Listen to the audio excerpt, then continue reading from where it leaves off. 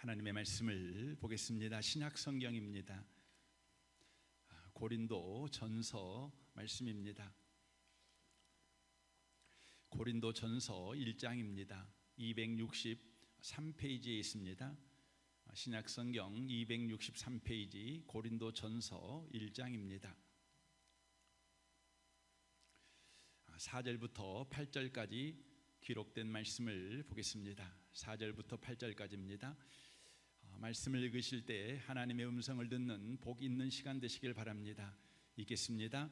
그리스도 예수 안에서 너희에게 주신 하나님의 은혜로 말미암아 내가 너희를 위하여 항상 하나님께 감사하노니 이는 너희가 그 안에서 모든 일 곧 모든 언변과 모든 지식의 풍족함으로 그리스도의 증거가 너희 중에 견고하게 되어 너희가 모든 은사의 부족함이 없이 우리 주 예수 그리스도의 나타나심을 기다림이라.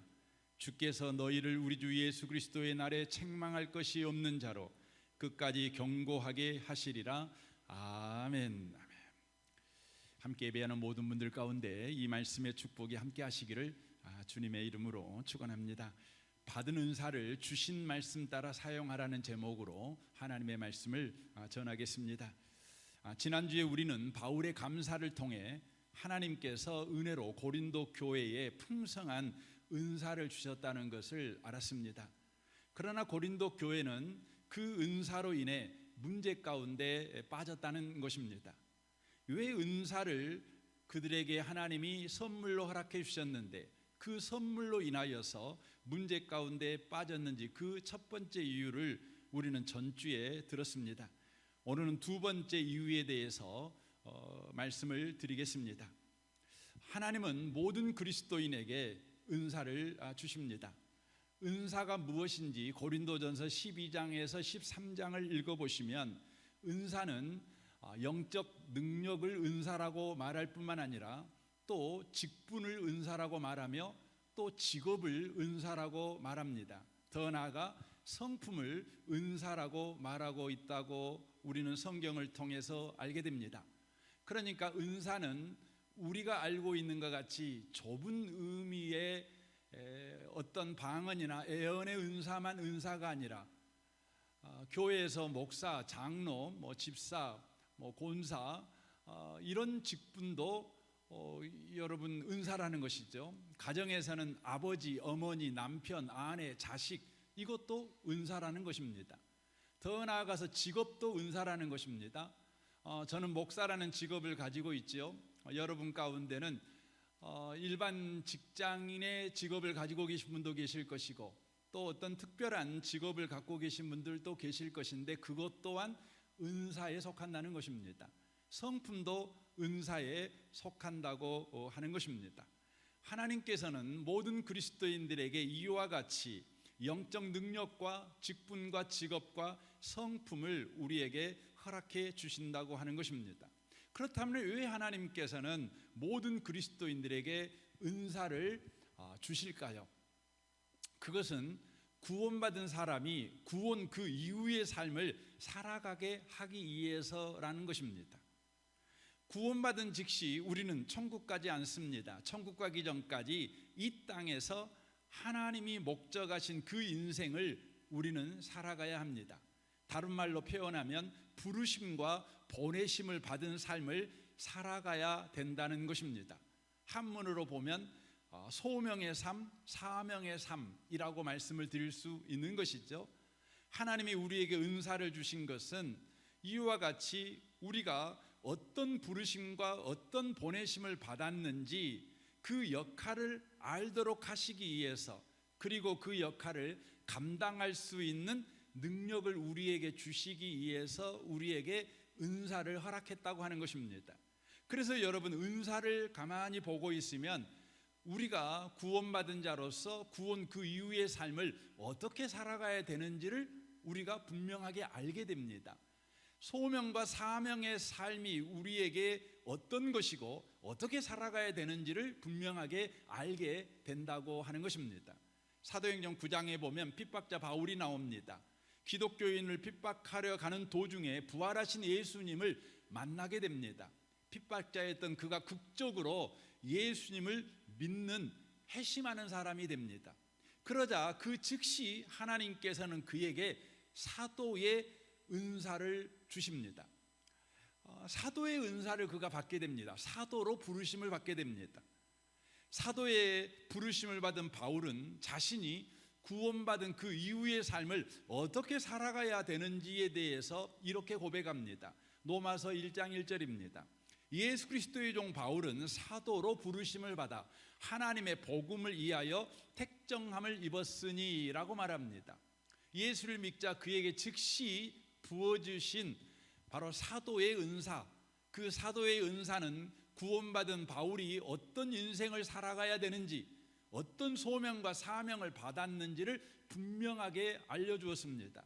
그러므로 그는 어떤 지역에 가든지 먹든지 마시든지 무엇을 하든지 하나님의 복음을 전하는 일에 진력하는 인생을 살았다고 하는 것입니다. 바울의 이 고백은 우리에게 아주 중요한 사실을 알려줍니다.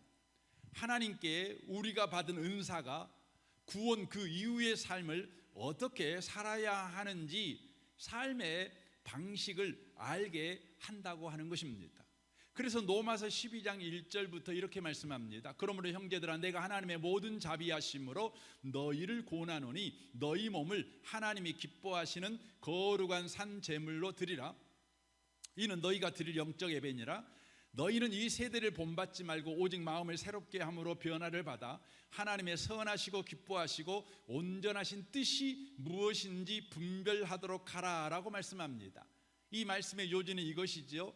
은혜로 구원받은 우리가 이 땅에서 이제 구원받은 그 이후의 삶을 살아가야 되는데 어떤 방식으로 살아가야 될 것인가? 그 삶의 방식은 사는 것이 예배가 되는 삶의 방식으로 살아야 된다는 것입니다.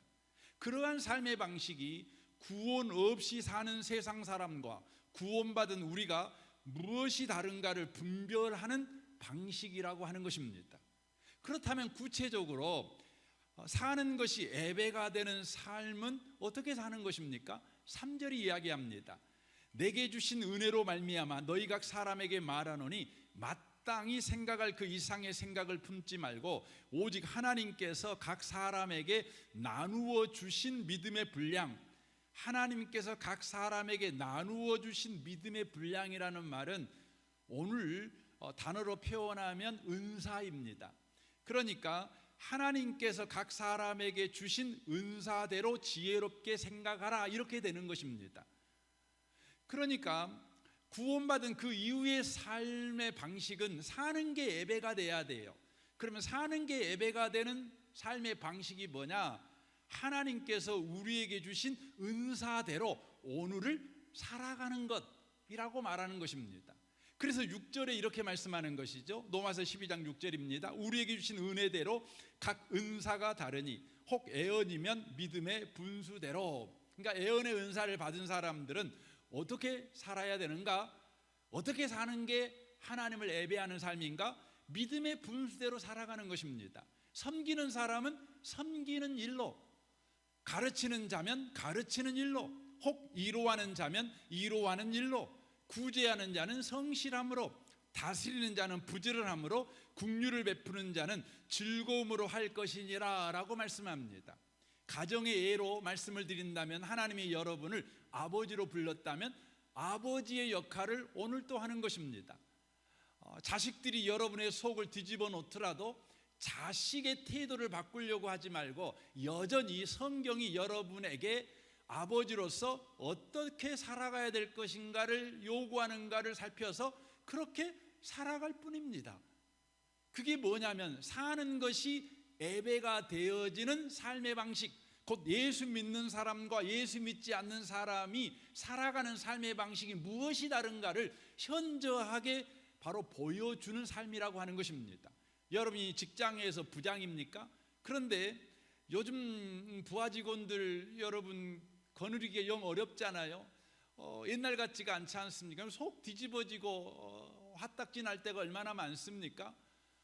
그럼에도 불구하고 여러분 부하 직원의 삶에 관여하지 않아요. 다만 부장으로 세움받은 내가 무슨 역할을 해야 되는가? 성경이 말하는 것을 살펴서 그렇게 살아가는 것입니다. 그래서 고린도전서 7장 17절은 우리에게 이렇게 말씀합니다. 오직 주께서 각 사람에게 나눠주신 대로 하나님이 각 사람을 부르신 그대로 행하라. 내가 모든 교회에서 이와 같이 명하노라 라고 말씀합니다. 24절 보십시오. 형제들아, 너희는 각각 부르심을 받은 그대로 하나님과 함께 거하라 라고 말씀합니다. 하나님이 여러분에게 부어주신 은사대로 살아가라는 것입니다. 매일매일 여러분에게 힘겨운 나날이 주어지고 또 거친 나날이 주어지고 은사대로 살아갈 수 없도록 여러분을 흔드는 나날이 여러분에게 있을지라도 하나님께서 각자에게 주신 은사를 굳게 지키고 그 은사대로 바로 그 자리를 지켜내고 부르신 그대로 행하는 삶을 살아가라. 이것이야말로 살아가는 것이 예배가 되는, 삶이 예배가 되는 그리스도인들의 삶의 방식이다. 이렇게 말씀을 하고 있다고 하는 것입니다. 이 하나님의 말씀에는 하나님의 높은 뜻이 숨어 있는 말씀입니다. 여러분과 제가 부르신 대로 그대로 산다는 게 참 어렵습니다. 그럼에도 불구하고 하나님은 우리를 부르신 대로 그대로 살라고 말씀합니다. 하나님이 각자에게 주신 은사대로 살라는 것입니다. 왜 그렇습니까? 거기에는 하나님의 높은 뜻이 있기 때문에 그렇습니다. 이 하나님의 높은 뜻이 무엇인가를 잘 이해하려면 우리는 구약 성경으로 가봐셔야 합니다.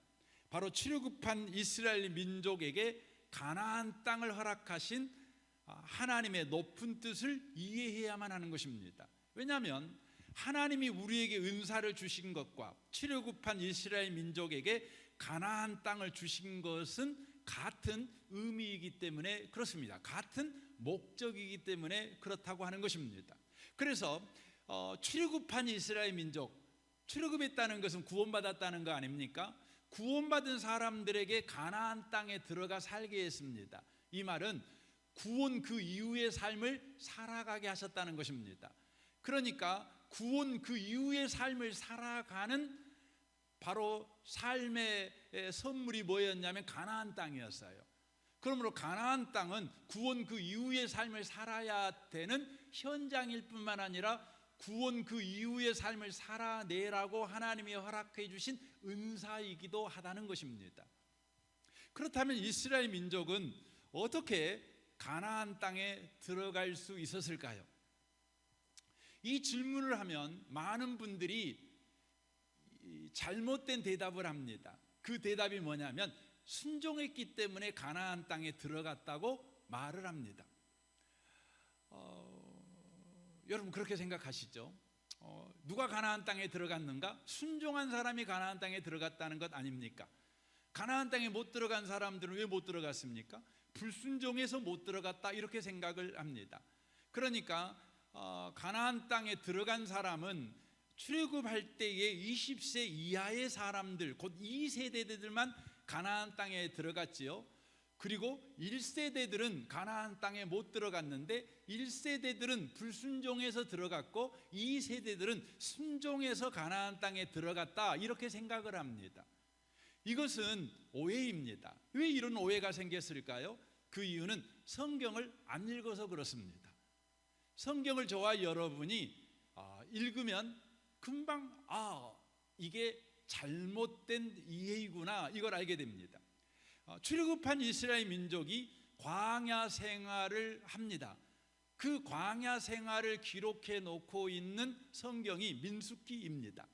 민수기는 총 36장으로 구성이 되어져 있는데 1장부터 14장까지는 매번 원망하며 불순종하는 1세대의 모습을 기록해 놓고 있습니다. 결국 그들은 가나안 땅 앞에서 하나님이 들어가라 라고 말했지만 자신들이 못나서 못 들어가요.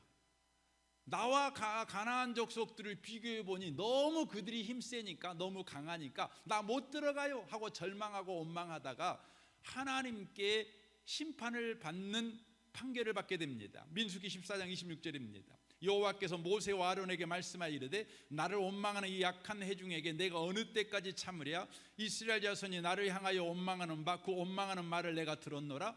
그들에게 이르기를 여호와의 말씀에 내 삶을 두고 맹세하노라. 너희 말이 내 귀에 들린 대로 내가 너희에게 행하리니 너희 시체가 이 광야에서 엎드려질 것이다 라고 하나님이 판결하십니다. 그러므로 그들이 이제 죽어가는 거죠. 그 죽어가는 사건이 기록되어 있는 것이 민수기 15장부터 19장까지입니다. 바로 1세대가 광야에서 다 죽는 38년간의 이야기를 요약해 놓은 바로 성경이 민수기 15장부터 19장까지라는 것입니다. 그리고 민수기 20장부터 마지막 36장까지는 바로 이 세대의 광야 생활을 기록해 놓고 있습니다. 이 세대, 우리가 순종해서 가나안 땅에 들어갔다고 생각하고 있는 이 세대들이 과연 순종했던 사람들일까요? 민수기 20장 2절입니다. 해중이 물이 없으므로 모세와 아론에게로 모여드니라. 백성이 모세와 다투어 말하여 이르되 우리 형제들이 여호와 앞에서 죽을 때 우리도 죽었더라면 좋았을 뻔하였도다. 이 말이 뭔 말입니까? 바로 15장부터 19장에 1세대가 광야에서 다 죽는 38년 동안 우리도 같이 죽었으면 좋았겠다 이렇게 말합니다. 이 말은 곧 이들이 이 세대들이라는 것을 알 수가 있습니다. 4절 보십시오. 너희가 어찌하여 여호와의 회중을 이 광야에 인도하여 우리와 우리 짐승이 다 여기서 죽게 하느냐 하고 모세와 아론을 원망하고 불평합니다. 민수기 21장을 보십시오. 이 세대들이 어떻게 광야 생활을 했는지 더 잘 알 수 있습니다. 백성이 호르산에서 출발하여 홍해길을 따라 에돔 땅을 우회하려 가다가 길로 말미암아 백성의 마음이 상하니라. 백성이 하나님과 모세를 향하여 원망하되 어찌하여 우리를 애굽에서 인도하여 내어 이 광야에서 죽게 하는가? 이곳에는 먹을 것도 없고 물도 없도다. 우리 마음이 이 하찮은 음식을 싫어하노라 하며 여호와께서 불뱀을 백성 중에 보내어 백성을 물게 하심으로 이스라엘 백성 중에 죽는 자가 많은지라 라고 말합니다. 아주 유명한 불뱀 사건이죠. 이 불뱀 사건, 원망하다가 하나님이 보내신 불뱀에 물려 죽는 사건입니다. 이 사건이 여러분 누구에게 일어난 사건입니까? 1세대들에게 일어난 사건입니까? 아닙니다. 2세대들에게 일어난 사건입니다. 우리가 오해하고 있는 순종해서 가나안 땅에 들어갔다고 여기는 이 2세대들이 원망하고 불순종하여 광야에서 불뱀 물려서 여러분 죽어나가는 바로 사람들이었다는 것이죠. 왜 성경이 이것을 말씀해주고 있습니까?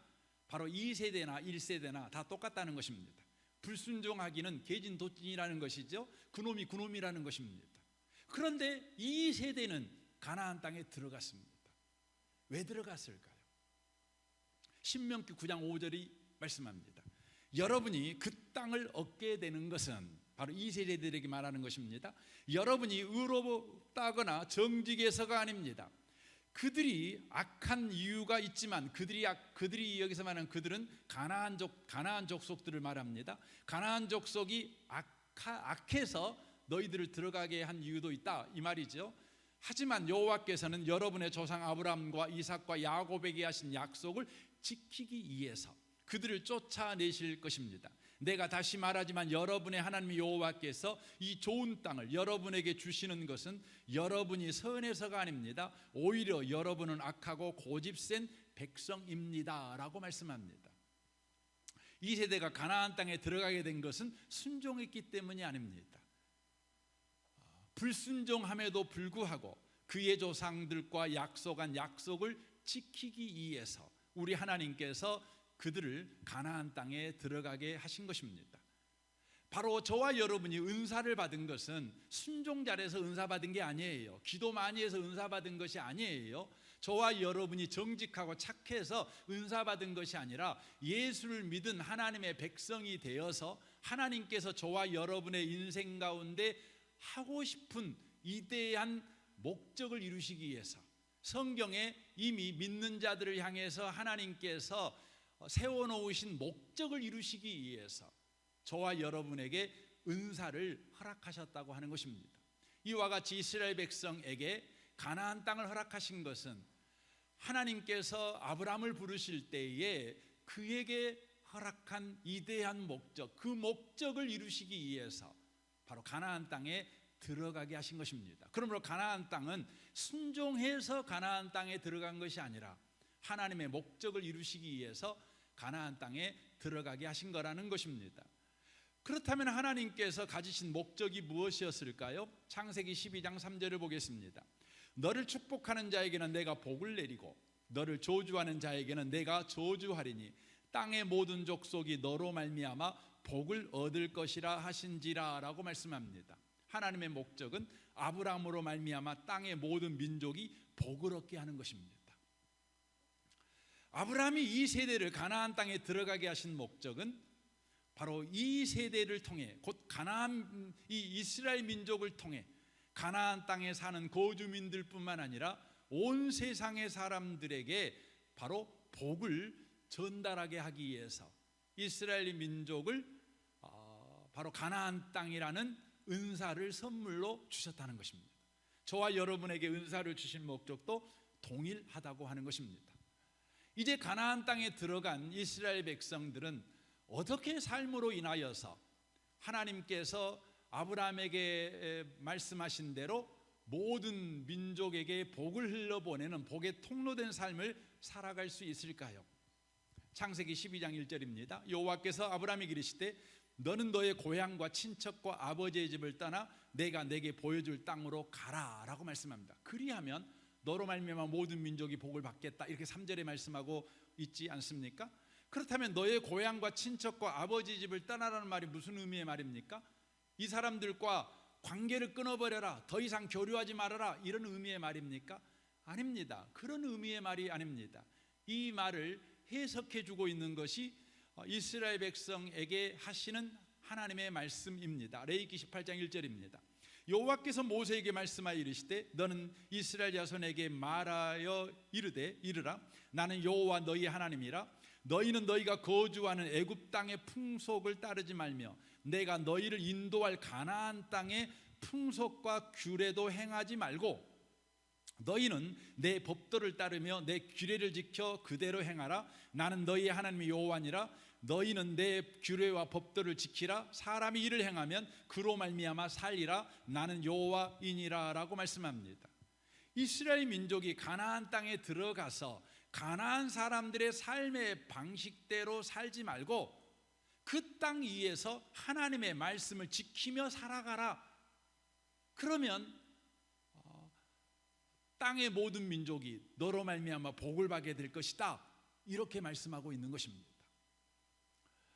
가나안 땅에 들어가서 하나님의 말씀대로 가나안 땅에서 살아라. 우리에게 적용하면 하나님이 너에게 주신 은사를 하나님의 말씀을 따라 사용해라. 네가 예수 믿기 전에 살았던 삶의 방식으로 하나님이 너에게 주신 은사를 사용하지 말아라. 혹은 네가 살고 있는 이 세상의 풍속을 쫓아, 이 세상의 유행을 쫓아, 이 세상의 관습을 쫓아 하나님이 너에게 주신 은사를 사용하지 말아라.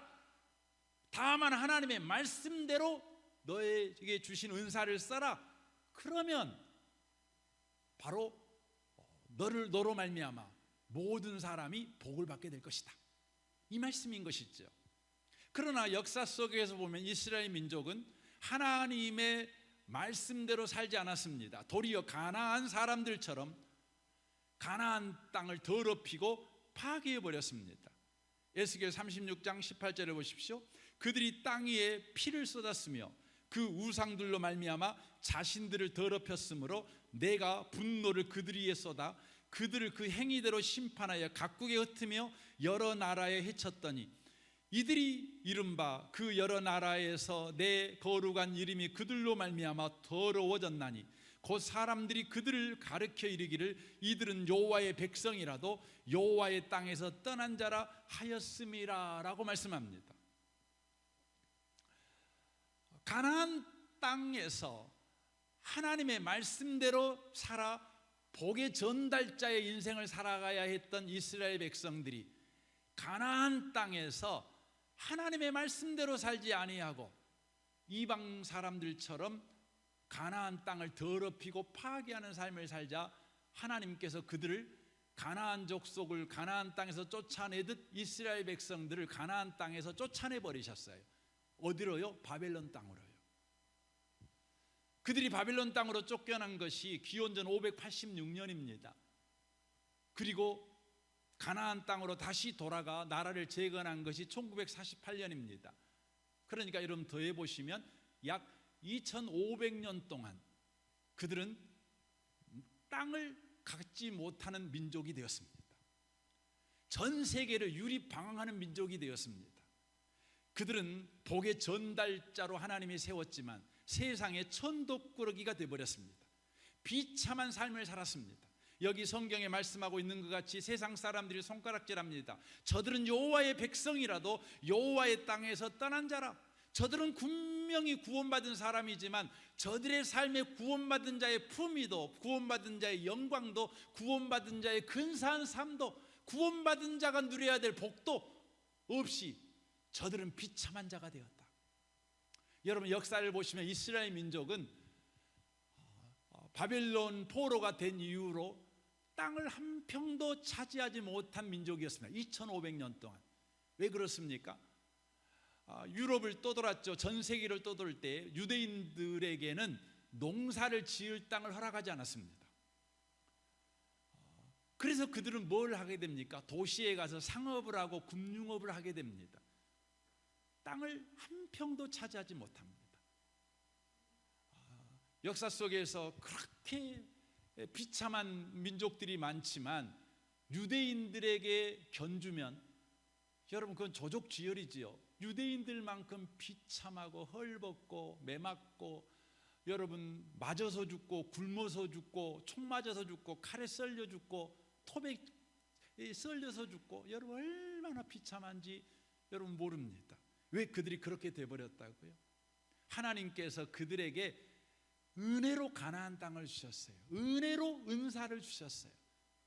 그런데 그들에게 주신 가나안 땅 위에서 하나님 말씀대로 살지 않고 가나안 사람들의 풍속을 따라 삶으로 그렇게 돼버린 것입니다. 저와 여러분이 이 말씀을 통해서 정신을 차리셔야 되는 겁니다.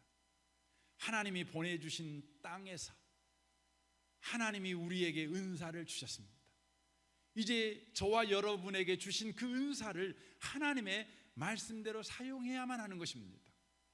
그런데 하나님의 말씀대로 사용하지 아니하고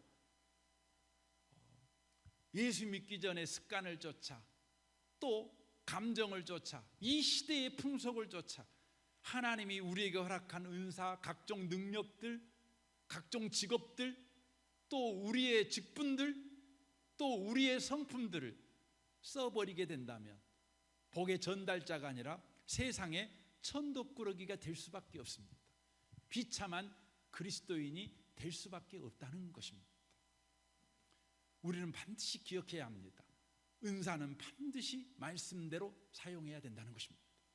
이것이 너무너무 중요합니다.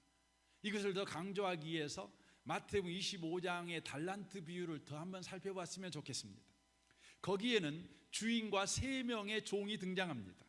주인은 3명의 종에게 각각 5달란트, 2달란트, 1달란트를 주고 떠납니다.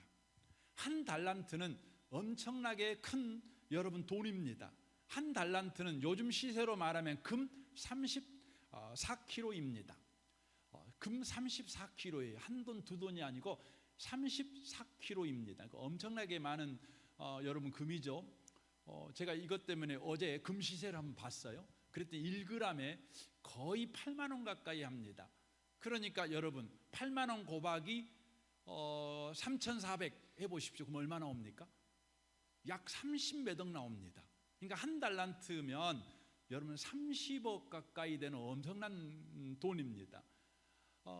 이렇게 은사를 달란트로 비유해서 우리에게 말씀하시는 이유는 어떤 은사든지 여러분 충분한 값어치가 있는 은사라는 것을 우리에게 말씀해 주는 것입니다. 여러분의 직업, 여러분의 지위, 여러분들의 영적 은사, 그것은 충분히 값이 있는 30억이 넘는 그런 값어치를 가진 은사라고 하는 것입니다. 여러분 30억을 받았는데 아이고 저거 이렇게 여러분 말하면 여러분 그런 분들은 저 기둥에다 묶어놓고 돌봐드려야 됩니다. 30억 어마어마하게 큰 돈 아닙니까? 주인은 종들에게 각각 달란트를 이렇게 줍니다. 그리고는 이렇게 말씀합니다. 우리 마태복음 25장에는 주인이 아무 말을 한 것 같이 나오지 않습니다. 그런데 이와 유사한 비유가 기록되어 있는 누가복음 19장에 보면 주인이 이렇게 말을 합니다. 13절입니다. 그 종 열을 불러 은하 열 문화를 주며 이르되 내가 돌아올 때까지 장사하라 하니라 라고 말씀합니다. 장사하라고 말합니다. 달란트를 주고 주인이 그들에게 뭐라고 말했다고요? 장사하라고요. 마태복음 25장에 보면 달란트를 받은 사람들, 곧 5달란트와 2달란트 받은 종은 주인의 말씀대로 즉시 순종합니다. 16절입니다. 5달란트 받은 자는 바로 가서 그것으로 장사하여 또 5달란트를 남기고 라고 말합니다. 성경은 어떤 방법으로 장사해서 배나 남겼는지는 설명하지 않습니다. 다만 주인의 말씀에 순종하여 바로 가서 장사했다는 사실만을 강조하고 있습니다. 이는 주인에 대한 믿음을 가지고 주인의 말씀만 생각하고 순종했다는 것을 말하고 있는 것입니다. 그에게 준 달란트를 주인의 말대로 사용했다, 이것을 강조하고 있는 것입니다. 그러나 1달란트 받은 종은 아무것도 하지 않습니다. 주인의 말대로 하지 않습니다. 그리고 그가 아무것도 하지 않는 책임을 주인 때문이라고 항변합니다. 주인은 지독한 장사꾼으로 피도 눈물도 없는 돈밖에 모르는 사람이기 때문에 저는 아무것도 하지 않고 땅에 묻어놨습니다 라고 말을 하는 것이죠. 이 종에게 1달란트는 특혜나 특권이나 명예나 기회가 아니었습니다. 주인이 자기를 시험하는 것이고 자신의 삶의 이기이며 무거운 책무였습니다. 주인이 심판하기 위한 치졸한 노름수가 1달란트를 자기에게 주는 것이라고 이 1달란트 받은 자는 생각한 것입니다. 종은 이런 주인이 두렵기 때문에 아무것도 안 했다라고 말하는 것입니다.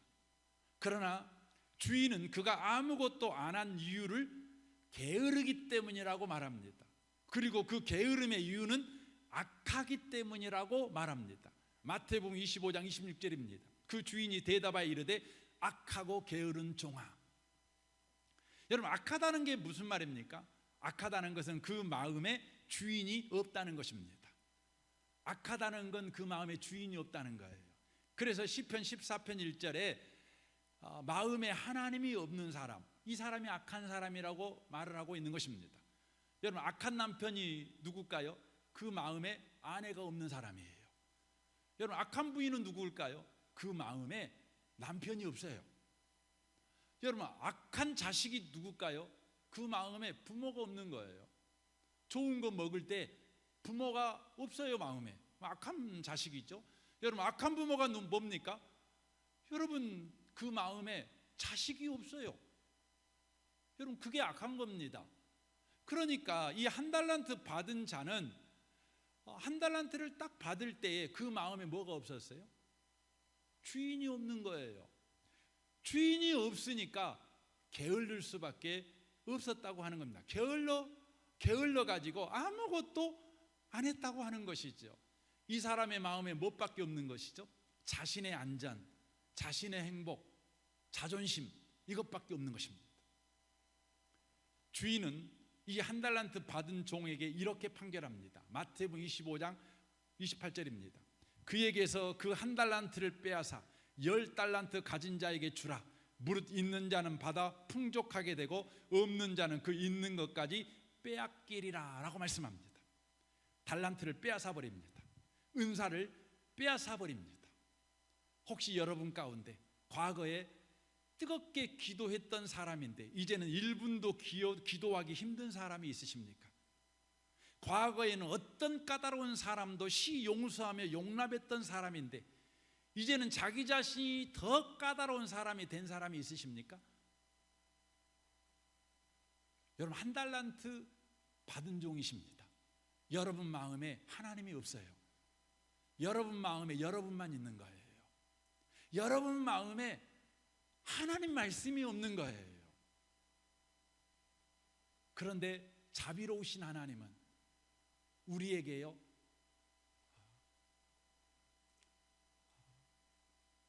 모든 은사를 빼앗아가 버리지 않고 종자는 남겨놓으셔요.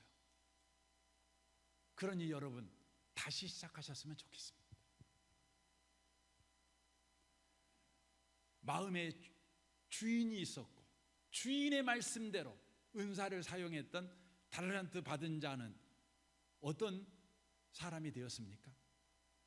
그는 여기 보니까 무릇 있는 자는 받아 풍족하게 되고 없는 자는 있는 것까지 빼앗기라 말씀하므로 처음에 그는 5달란트를 받았는데 결국 그는 11달란트를 받은 자가 됩니다.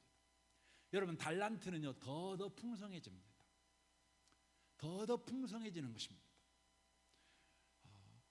이 아침에 오신 복 있는 성도 여러분, 말씀 따라 은사를 꼭 사용하시는 분이 되시길 바랍니다. 기분 따라 은사를 쓰지 마세요. 상황 따라 은사를 쓰지 마세요. 여러분 형편 따라 은사를 쓰지 마세요. 세상 풍속을 따라 은사를 쓰지 마세요. 여러분 최악의 목사가 누굽니까? 목사라는 은사를 받았는데 그 목사라는 은사를 예수 믿기 전에 자신의 삶의 방식으로 목사의 은사를 쓰는 거예요. 자기 기분 내키는 대로 쓰는 거지요. 자기의 상황대로 쓰는 거지요. 최악의 여러분 목사 아니겠습니까? 목사만 그러겠습니까? 장로도 그렇고 권사도 그렇고 집사도 그렇고 여러분 부모도 그렇고 자식도 그렇고 그러는 거 아니겠습니까? 오늘 본문으로 돌아가 마무리를 하기를 원합니다. 6절을 보겠습니다. 그리스도의 증거가 너희 중에 견고하게 되어 너희가 모든 은사의 부족함이 없이 우리 주 예수 그리스도의 나타나심을 기다림이라. 어느 때 은사가 부족함이 없이 풍성해져요? 그리스도의 증거가 우리 속에 견고해지면. 8절을 보십시오. 주께서 너희를 우리 주 예수 그리스도의 날에 책망할 것이 없는 자로 끝까지 견고하게 하시리라. 우리 마음에 그리스도의 증거, 그리스도가 우리 마음에 항상 있는 삶, 하나님의 말씀이 내 안에 항상 있는 삶을 살아가게 될 때에, 그리고 그 말씀을 쫓아 은사를 쓰게 될 때 우리의 은사는 나날이 풍성해질 뿐만 아니라 주님 오시는 그날에 5달란트 받은 자에게 주인이 축복한 것 같이 잘하였다 착하고 충성된 종아, 네가 작은 일에 충성했으니까 주인의 즐거움에 참여할지어다, 이 말을 듣는다는 것입니다. 우리 은혜보험교회 성도 여러분, 저와 여러분이 이 주님의 칭찬을 듣는 자가 반드시 돼야 될 줄로 믿습니다. 그리하여 천덕꾸러기 그리스도인이 되지 마십시오. 비참한 그리스도인이 되지 마십시오. 복의 전달자, 영광과 명예와 근사한 그리스도인, 품위를 가진 그리스도인들이 꼭 되시기를 주님의 이름으로 축원합니다. 아멘. 우리 같이 기도하기를 원합니다.